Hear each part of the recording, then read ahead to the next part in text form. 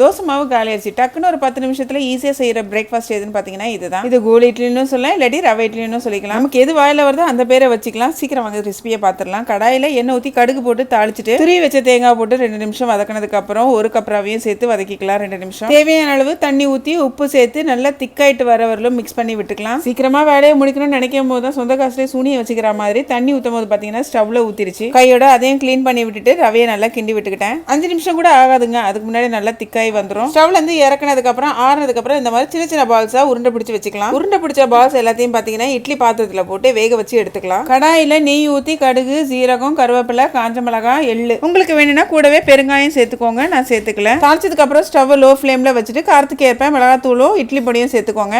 நம்ம ஆவியில வேக வச்சிருந்த பால்ஸையும் இது கூட சேர்த்து நல்லா மிக்ஸ் பண்ணிட்டோம்னா சூப்பரான பிரேக்ஃபாஸ்ட் ரெசிபி ரெடி. இதுக்கு சைட் டிஷ்க்கு சட்னி கிட்னி எதுவுமே தேவையில்ல, அப்படியே சாப்பிடலாம். அல்டிமேட்டா இருக்கும். கடைசியா கொத்தமல்லி இலைகளையும் தூவி விட்டுக்கோங்க.